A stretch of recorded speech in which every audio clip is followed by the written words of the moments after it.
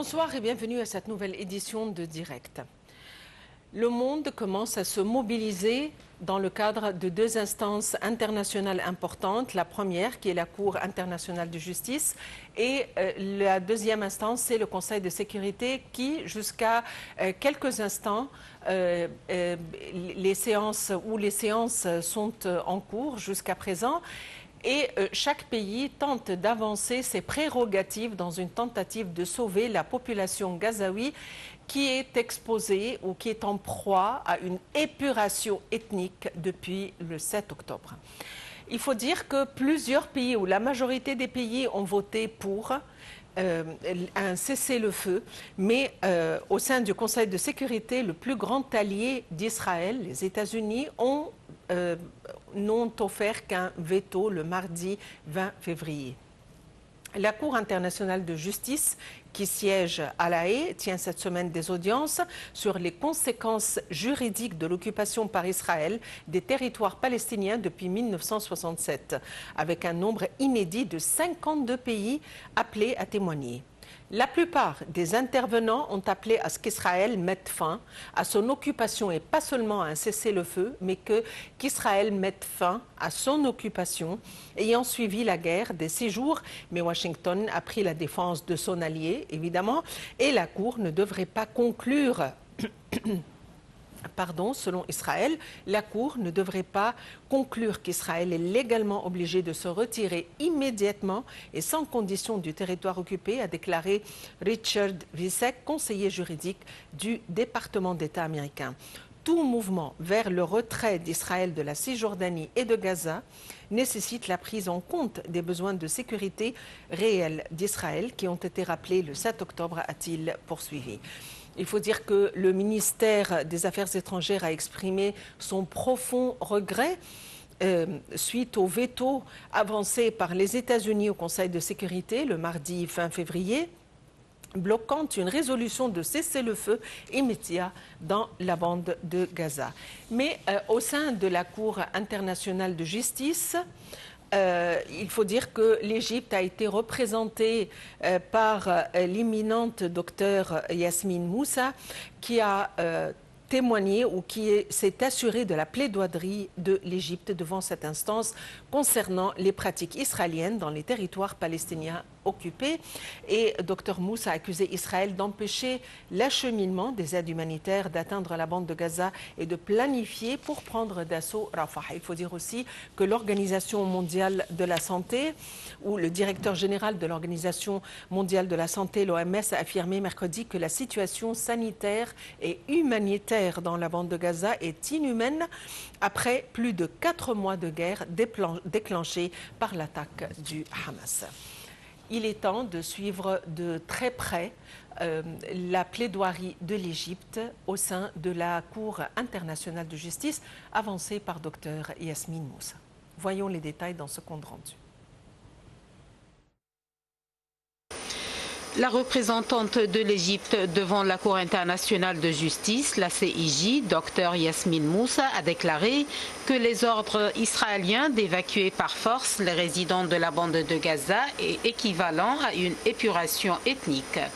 Dr Moussa a fait cette déclaration mercredi lors de la plaidoirie de l'Égypte devant la CIJ concernant les pratiques israéliennes dans les territoires palestiniens occupés. Elle a souligné que l'article 49 de la 4e Convention de Genève interdit non seulement le transfert des résidents, mais confirme également que toute mesure prise par les forces d'occupation pour transférer une partie ou la totalité de la population est rejetée. Israël renforce les colonies dans le but de modifier la démographie des territoires palestiniens occupés et d'imposer sa souveraineté de façon illégale, et cela constitue un acte colonial, a ajouté Moussa. La représentante de l'Égypte a expliqué que les mesures prises par Israël pour modifier le statut de la ville occupée de Jérusalem sont inacceptables, soulignant que priver le peuple palestinien de sa terre est un crime de guerre. Moussa a accusé Israël d'empêcher l'acheminement des aides humanitaires d'atteindre la bande de Gaza et de planifier pour prendre d'assaut la ville de Rafah. Elle a souligné que la Palestine avait été soumise à la plus longue occupation de l'histoire de l'humanité, en notant qu'Israël permet la violence des colons contre le peuple palestinien ainsi que l'expansion des colonies. La représentante de l'Égypte devant la CIJ a poursuivi que l'occupation israélienne actuelle prive le peuple palestinien de son droit à l'autodétermination, soulignant que diviser et séparer les territoires palestiniens et imposer une politique du fait accompli constitue une violation flagrante du droit international.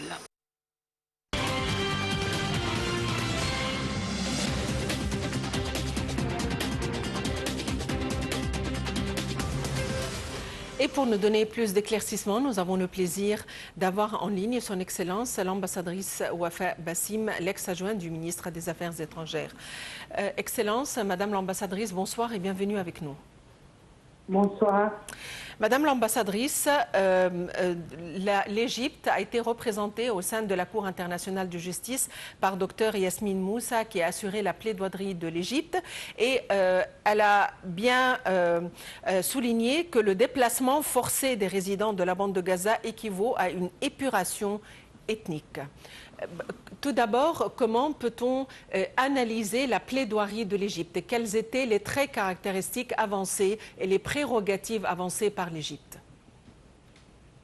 Tout d'abord, il faut dire que, comme ancienne diplomate femme au ministère des Affaires étrangères, je suis très fière que la représentante de l'Égypte au devant de la Cour internationale de justice est une diplomate femme, docteur en loi internationale et une de nos meilleures diplomates au ministère des Affaires étrangères.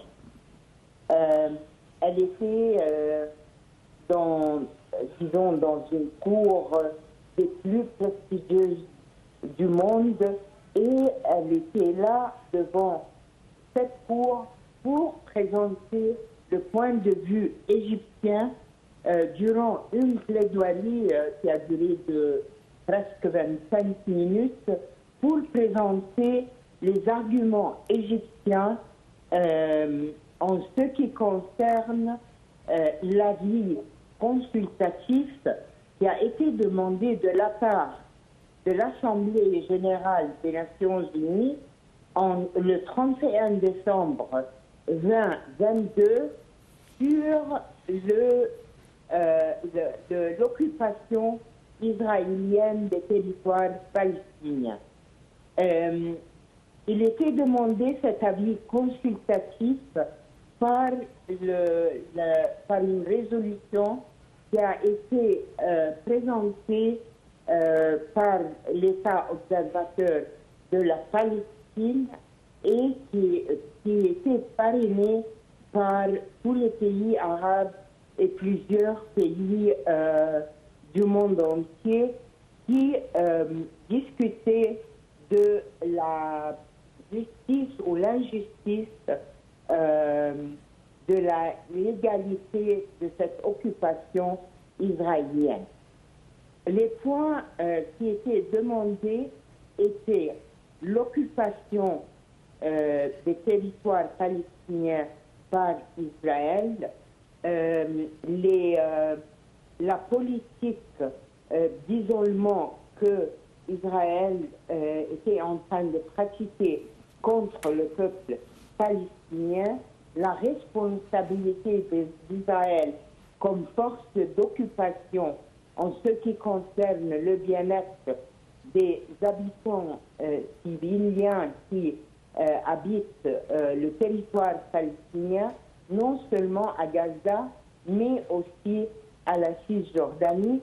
Finalement, il y avait le statut juridique ou non juridique ou illégal des colonies israéliennes en terre palestinienne. Et c'est maintenant que la Cour internationale de justice, pour préparer cet avis consultatif, a appelé aux différents pays qui avaient un mot à dire ou qui étaient directement affectés par l'occupation israélienne de la Palestine de se prononcer. Et de là, elle a décrété que le 19, le 20, le 21 et le 22 avril, février, je veux dire, excusez-moi, seraient les jours où les pays qui veulent faire une plaidoirie pourraient le faire. C'est ainsi que l'Égypte était présente hier par l'intermédiaire de sa diplomate, le docteur Yasmine Moussa, pour présenter cette plaidoirie. Ça, c'est un aspect plus ou moins historique et de background, de toile de fond pour expliquer ce qui se passait hier. Oui, docteur, pardon, Madame Wafa Bassim, à quoi doit-on s'attendre? C'est-à-dire le Conseil de sécurité s'est enfin mobilisé et chaque pays tente d'avancer ses prérogatives. Et voici que la Cour internationale de justice tente d'avancer et de regrouper les plaidoiries. Et cependant, il y a eu un veto de la part des États-Unis. Comment peut-on analyser la situation? Il faut séparer deux choses. Il faut séparer tout d'abord le cas présenté par l'Afrique du Sud, où les allégations, la plainte portée par l'Afrique du Sud contre l'État d'Israël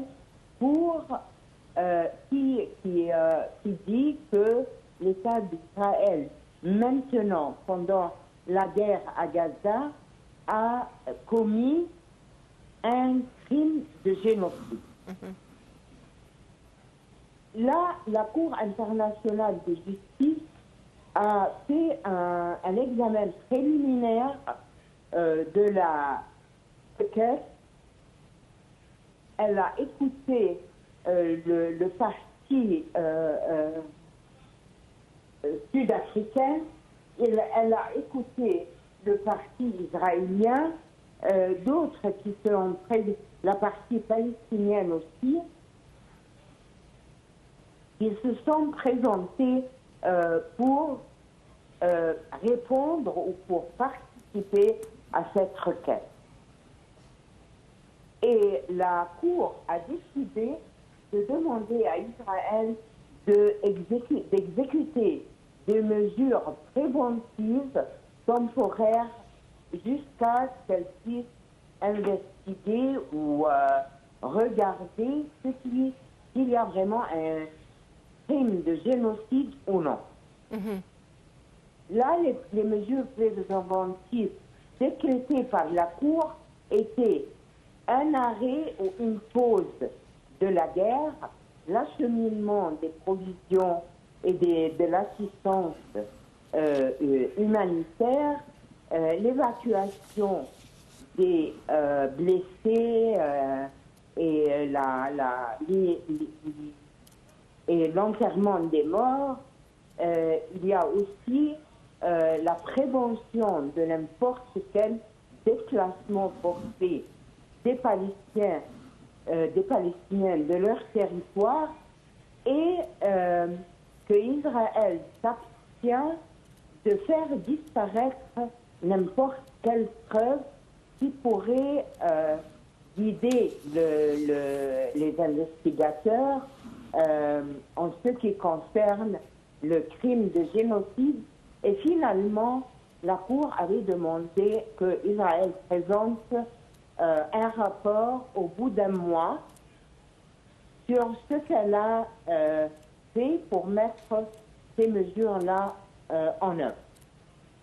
Se rapportant à cela, il y a eu des réunions de l'Assemblée générale et finalement, la dernière réunion du Conseil de sécurité dont vous parlez maintenant, où le groupe arabe, sous l'égide de l'Algérie, avait présenté un projet de résolution se basant surtout sur un cessez-le-feu crédible et faisable pour sauver les vies des Palestiniens, pour pouvoir acheminer les provisions et l'aide humanitaire, médicale ou autre, pour que les organisations internationales puissent opérer à Gaza et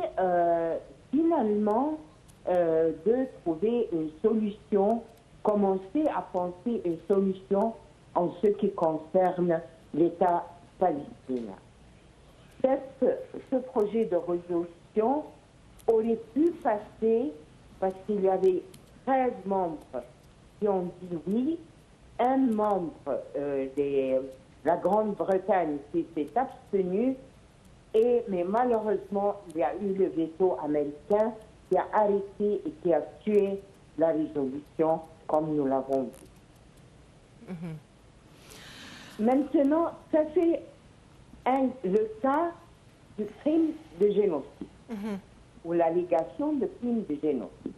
Ce qui se passe ces jours-ci, c'est la mise en œuvre de la résolution de l'Assemblée générale en décembre 2022 de donner un avis consultatif de la Cour internationale de justice sur l'occupation israélienne des territoires palestiniens, que ce soit à Gaza ou que ce soit en Cisjordanie. Sur deux volets. Le premier volet, c'est un volet que vous pouvez considérer comme mesure juridique. Est-ce que la Cour internationale de justice est compétente pour donner cet avis-là? Et là, oui, ça a été bien clarifié, bien décidé que la Cour internationale avait complètement la compétence de donner cet avis. Sur la partie substance, c'est là que nous avons les différentes plaidoiries, dont la plaidoirie de l'Égypte, qui a présenté un dossier énumérant les violations israéliennes comme force d'occupation des territoires palestiniens. Elle a parlé de crimes de guerre. Elle a parlé aussi de toutes les violations, que ce soit de droits humanitaires, de la 4e Convention de Genève sur l'état des civils en temps de guerre. Elle a parlé du manque de responsabilité de la force d'occupation qui est Israël dans ce cas, envers les habitants des territoires qu'elle occupe. Elle a parlé aussi du risque de famine, qui maintenant, ce n'est plus la faim, ce n'est plus le manque de provisions. Ce que nous voyons maintenant, c'est une intention claire de mettre le peuple palestinien en famine pour le pousser à un déplacement forcé. Oui, la dernière chose, c'était de faire l'argument que ce qui se passe n'est pas une autodéfense de la part d'Israël, mais c'est une guerre brutale qui vise à exterminer le peuple palestinien ou à le faire sortir et l'évacuer de son propre territoire. Excellence, Madame l'ambassadrice Wafa Bassim, l'ex-adjointe du ministre des Affaires étrangères, je vous remercie infiniment pour votre intervention. Il faut dire que le ministère des Affaires étrangères, le ministère égyptien des Affaires étrangères, a exprimé son profond regret suite au veto des États-Unis au Conseil de sécurité le mardi 20 février, bloquant une résolution de cessez-le-feu immédiat dans la bande de Gaza sous frappe israélienne depuis plus de 4 mois. Voyons les détails dans ce compte rendu. La politique de 2 poids 2 mesures dans le traitement des guerres et conflits armés, ce qui met en doute la crédibilité du Conseil de sécurité. La République arabe d'Égypte exprime son profond regret et son rejet de l'incapacité du Conseil de sécurité à adopter une fois de plus une résolution appelant à un cessez-le-feu immédiat dans la bande de Gaza, et ce suite au recours des États-Unis au droit de veto pour la 3e fois contre le projet de résolution présenté par l'Algérie au nom du groupe arabe, a dit un communiqué du ministère des Affaires étrangères mardi. Les États-Unis, critiqués de toutes parts, ont de nouveau empêché mardi le Conseil de sécurité de l'ONU d'exiger un cessez-le-feu immédiat à Gaza, faisant circuler un texte alternatif sur une éventuelle trêve sous condition. Le projet de résolution préparé par l'Algérie exigeait un cessez-le-feu humanitaire immédiat qui devait être respecté par toutes les parties. Il s'oppose au déplacement forcé de la population civile palestinienne.